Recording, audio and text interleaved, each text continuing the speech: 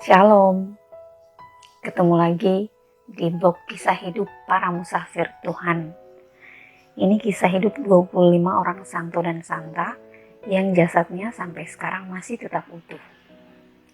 Pada setiap vlog, saya akan bercerita tentang kisah hidup satu pribadi dari ke-25 orang kudus ini.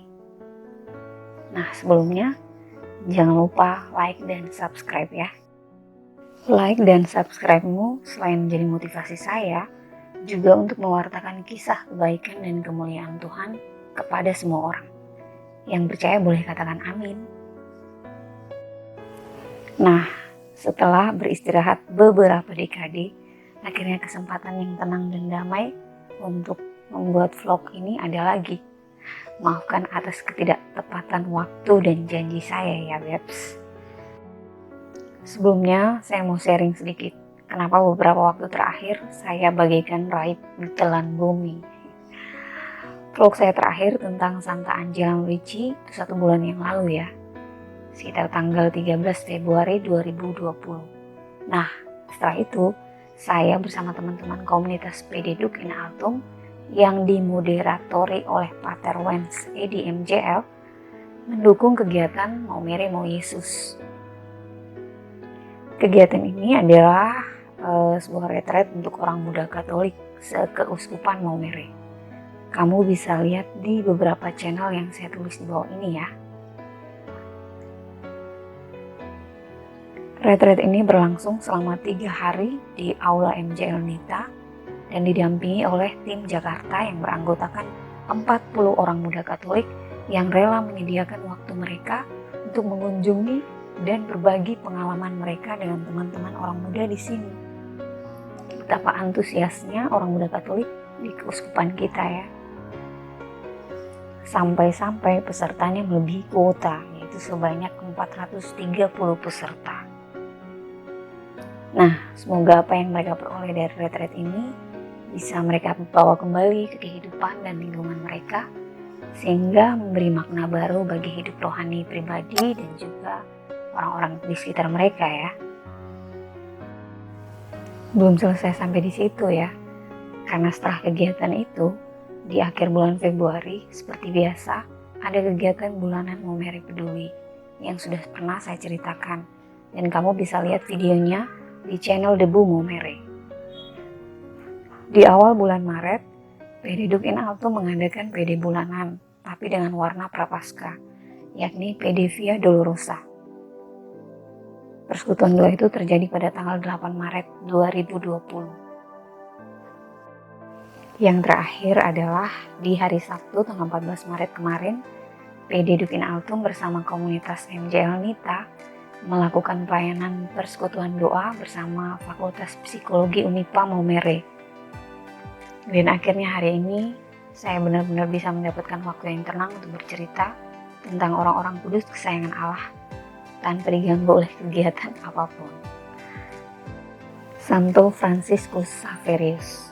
Siapa di sini yang pelindungnya Santo Franciscus Xaverius? Jempolnya boleh diangkat. Santo Franciscus Xaverius terlahir sebagai seorang putra bangsawan kaya raya Busquio di Navarro, selatan Spanyol pada tanggal 7 April 1506 dengan nama Francesco de Yasso Javier. Pada tahun 1530, ia lulus dengan Licence es Arts dari Universitas Paris. Kemudian Franciscus melanjutkan studi dalam bidang teologi di kota yang sama. Sebagai pemuda bangsawan yang cerdas, ia bergaul dengan orang-orang terpelajar dan terkemuka di Paris.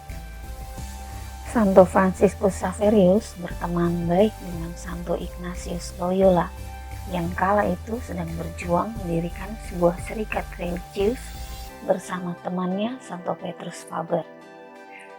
Santo Ignatius memiliki pengaruh yang besar pada jalan hidup Santo Franciscus.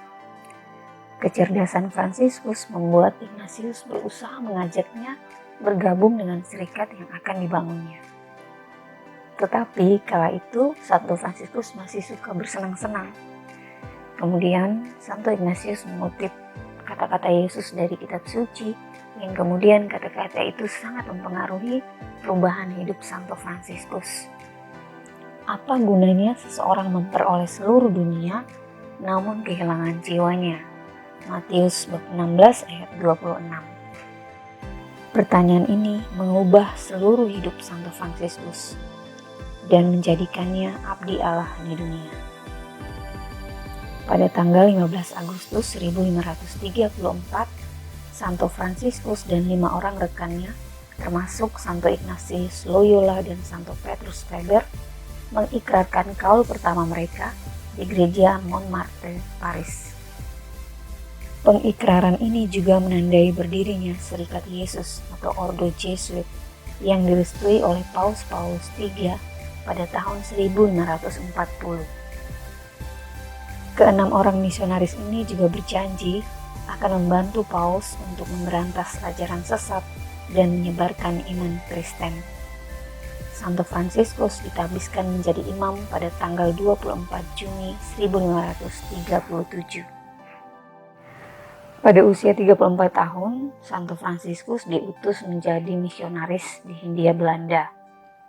Ia ditawari oleh Raja Dom João III dari Portugal hadiah-hadiah dan pelayan untuk membantunya.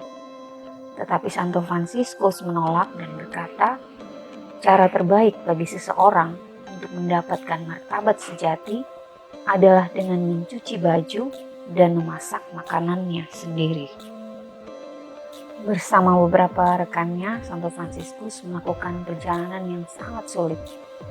Ia tiba di Goa pada tanggal 6 Mei 1542 dan memulai karya pelayanan mereka meliputi wilayah India Selatan, Sri Lanka, Indonesia, Jepang, dan pulau-pulau lain di timur. Dengan cara pewartaan yang menarik dan kesalehan hidupnya, Santo Fransiskus berhasil menawan hati ribuan orang dan mempermandikan mereka menjadi pengikut Kristus. Ia mengatakan lengan kanannya sampai kelelahan karena banyaknya orang yang harus dipermandikan. Ia juga dengan berani membela hak-hak penduduk pribumi dari penguasa sebangsa maupun kolonial yang korup. Santo Fransiskus mengajari mereka tentang ajaran Kristen yang mengutamakan cinta kasih. Santo Fransiskus tiba di Ambon, Indonesia pada tanggal 1 Januari 1546. Selama 6 bulan di Pulau Ambon, Santo Fransiskus membaptis ribuan orang. Misi ini menjadi salah satu awal sejarah gereja Katolik di Indonesia. Dalam catatan hidupnya yang indah, ia menekankan bahwa betapa ajaran Tuhan sangat dibutuhkan di tempat-tempat yang ia kunjungi. Ia mengajarkan doa-doa dan nyanyian-nyanyian suci dari Alkitab. Dan ia sungguh bersyukur ajarannya kemudian dijadikan rutinitas harian oleh penduduk pulau.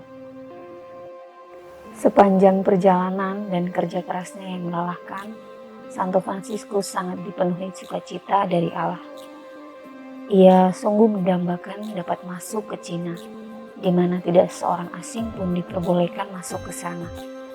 Setelah berbagai persiapan dilakukan, pada awal September 1552, Santo Fransiskus tiba di Pulau Sangchuan, Tiongkok, yang sekarang bernama Hong Kong. Namun sebelum sampai ke daratan besar Cina, misionaris hebat ini jatuh sakit. Santo Fransiskus Xaverius meninggal karena kelelahan dan demam di pulau ini pada tanggal 2 Desember 1552 di usia 46 tahun. Santo Fransiskus dikuburkan di Sangchuan, namun pada 22 Maret 1553, jenazahnya yang masih utuh dibawa dan disemayamkan di gereja Santo Paulus, Malaka. Sampai saat ini, sebuah makam terbuka di gereja itu menandai bahwa jenazah Santo Fransiskus Xaverius pernah disemayamkan di situ. Pada tanggal 11 Desember 1553, jenazah Santo Fransiskus dibawa berlayar. Tepi jenazahnya dihiasi dengan lilin, pewangian, dan tirai-tirai yang indah di dalam sebuah kabin. diiringi lambaian kepisahan dari seluruh penghuni Bandar Malaka. Ketika melewati Selat Penang, kapal itu sempat kandas, tapi kemudian tertiup angin kencang dan terdorong kembali ke perairan dalam. Pada tanggal 15 Maret 1553, kapal itu tiba di Goa. Setelah 16 bulan perjalanan, ketika peti jenazah itu dibuka di gereja katedral Goa, jasad Santo Fransiskus masih utuh dan segar. Ribuan umat diizinkan memberi penghormatan terakhir dengan mencium kakinya, dan banyak mujizat dilaporkan terjadi.